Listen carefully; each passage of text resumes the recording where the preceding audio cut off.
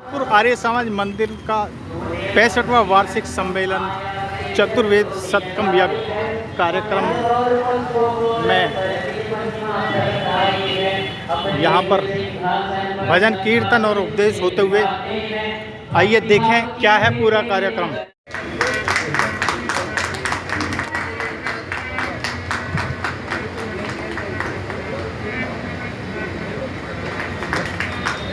पीछे हटे नहीं और सज्जन चा कितना दुख पाले भाई दुर्जन के संग पटे नहीं।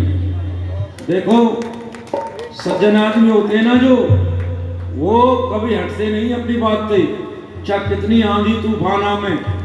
जो सोने को तुम एक दिन कितने आए ये संसारी ना रहनी। उदय अस्तक भूमंडल पर जिनके राज रहा करते, काल माल थे सब कब्जे में सुख के साज रहा करते।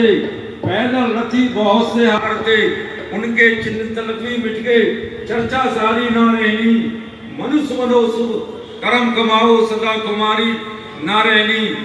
उजड़े घर आबाद हुए आबाद उजड़ते घर देखे। जो सरदार कहते थे उनके ठोकर में सर देखे। पद से भी जो बद तेरे हमने एक दिन बेहतर देखे। और निपुण सुनो के हाथरे भारी हो जाता है आर्थिक सारी ना रहनी। मन सारे जगत धरती पर काबू करना चाहते हैं, औरों की मझधार होकर पार उतरना चाहते हैं।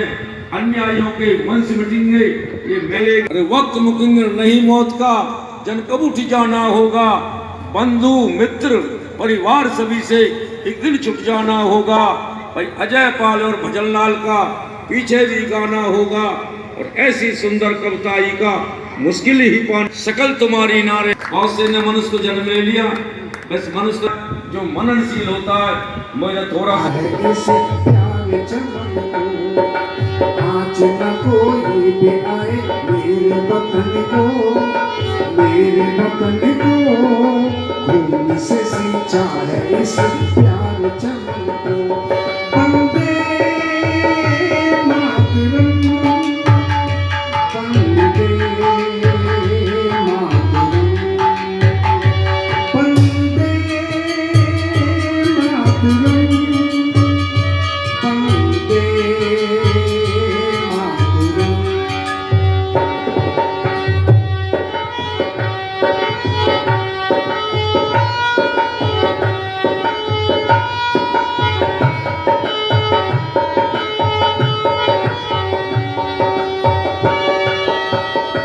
शीश नीचे कभी ना झुकाया, पग आगे ही आगे बढ़ाया।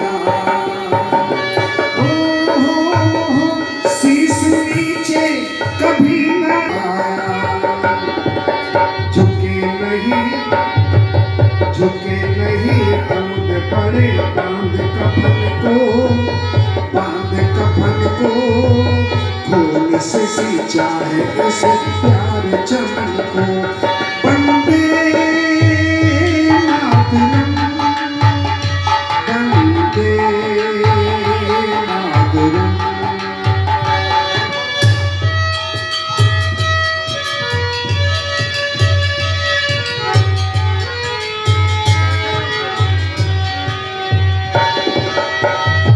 वीर उद्धम के पिस्टल का फायर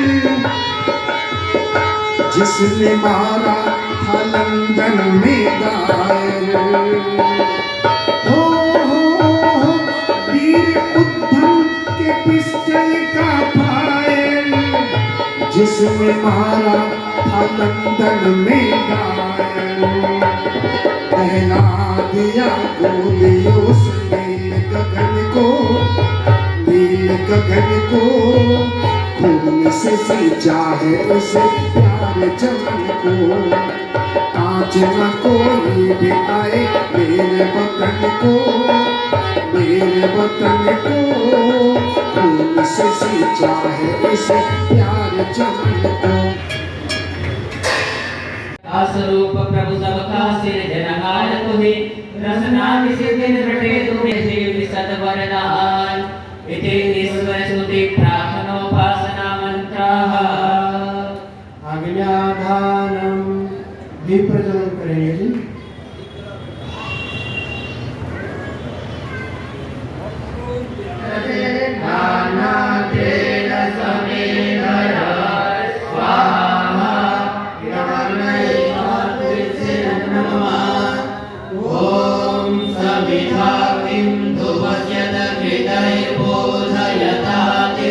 जिससे कि हमारा और हमारे सब भ्राताओं का कल्याण हो। ओम उतना प्रिया प्रियासु सप्तस्व सासु दुष्टाः सरस्वती स्तोम्या भूत स्वाहा। हे वेद वक्र प्रभु, हम पर दया करो। हमारी वाणी अति प्रिय, मधुर और वेदों की गायत्री आदि छंदों वाले सूत्र तथा मंत्रों से अभ्यस्त और प्रशंसनीय हो। अब हम आप सबकी स्तुति प्रार्थना करने लगे तो आपकी महिमा और स्वरूप के प्रधान जी, सूरजपुर आर्य समाज मंदिर का 62वां वार्षिक उत्सव बड़ी धूमधाम के साथ मनाया जा रहा है। क्या प्रमुख कार्यक्रम हो रहे हैं? आज बहुत ही हर्ष का विषय है कि आर्य समाज मंदिर अपना गत वर्षों की भांति इस वर्ष भी 62वां आर्य सम्मेलन बड़ी धूमधाम के साथ मना रहा है। इसमें उच्च कोटि के विद्वान, आर्य भजनोपदेशक आदि आदि पधार रहे हैं। और सबसे बड़ी विशेषता की बात यह है कि जो आज लोग अपने रास्तों से भटक रहे हैं, आडंबर और अंधविश्वास में और पाखंडों में ज़्यादा लिप्त हो रहे हैं, यह आर्य समाज के उपदेशक विद्वान उनको सही रास्ते पे लाने की बात करते हैं। क्योंकि यह देश पहले भी इसी के कारण कई बार गुलाम हो चुका है, लेकिन उसको पटरी पे लाने के लिए आर्य समाज अपना वार्षिक सम्मेलन मना करके लोगों को सही राह, सही दिशा और दशा बता करके सही मार्ग पर लाने का काम करते हैं।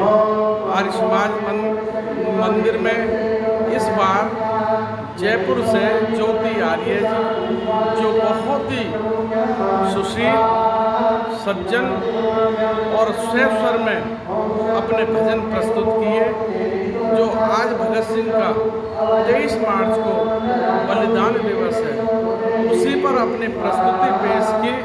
यहाँ की जनता की, लोगों की आंखों में अश्रु आए, गमगीन माहौल हो, क्योंकि उन शहीदों को याद करना भी बहुत जरूरी होता है।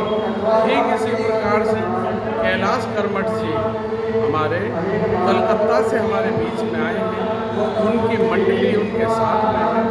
उन्होंने बहुत ही सुंदर अपनी प्रस्तुति दी और बताया कि आज लोग बाग जागरण कराते हैं और कहते हैं कि मेरी माँ शेरों वाली है, लेकिन उन्होंने कहा मेरी माँ शेरों वाली है और इस दुनिया में शेरों की शान निराली है।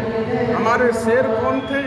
वीर प्रताप, शिवाजी महाराणा प्रताप थे, शहीद भगत सिंह थे, चंद्रशेखर आज़ाद थे और राम प्रसाद बिस्मिल थे।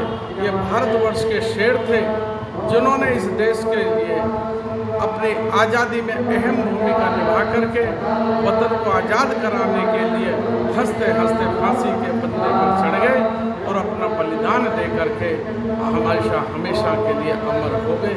ऐसी गाथा यहाँ से बता करके हमारे यहाँ की आई हुई जनता, बच्चे हैं, नौजवान हैं, बुजुर्ग हैं, उनकी समझ में आती है और वहाँ उनको प्रेरणा मिलती है। किसी शायर ने कहा है कि प्रेरणा शहीदों से अगर हम नहीं लेंगे तो यह आज़ादी जलती हुई सांझ हो जाएगी। अरे सच मानो, यदि हम वीरों की पूजा नहीं करेंगे तो यह वीरता एक दिन बांझ हो जाएगी।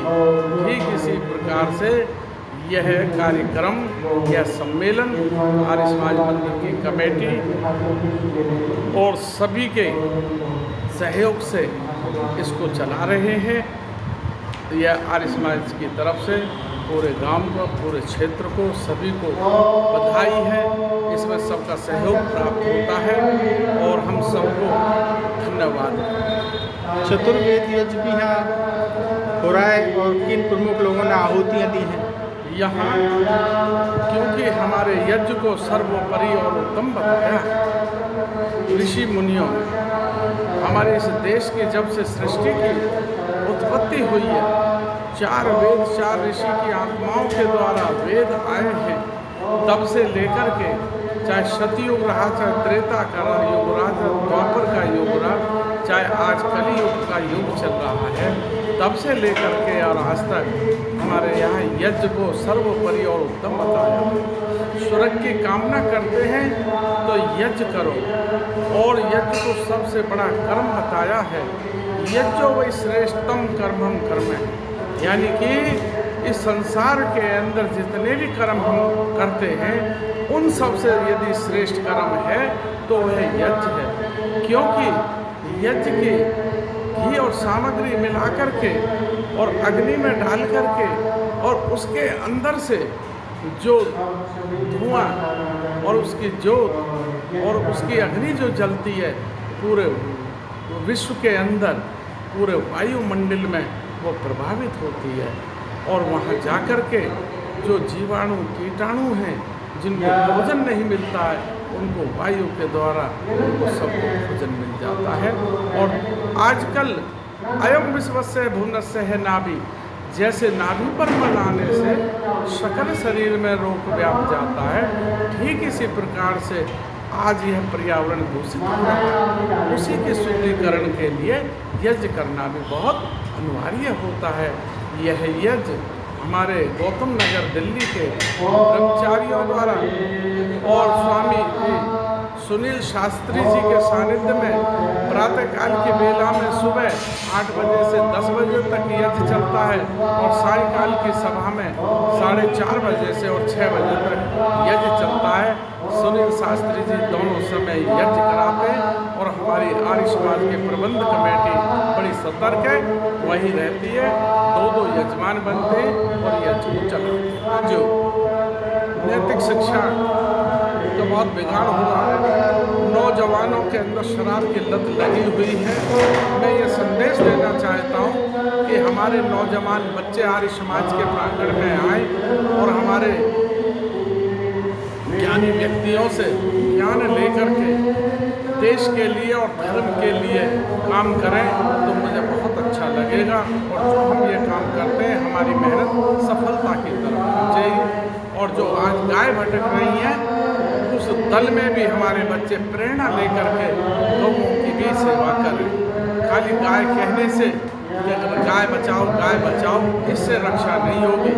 गाय के लिए एक्सीडेंट हो जाता, दवाई गोली कराई जाए, गाय को गौशाला में पहुंचाया जाए, या गाय को एक गाय पालने का प्रयत्न करें। यदि नहीं करते हैं तो गौशाला में एक गाय का 1 वर्ष का जो उसका खर्चा बनता है कम से कम वो दे, तो इससे हमारी गाय की भी रक्षा हो।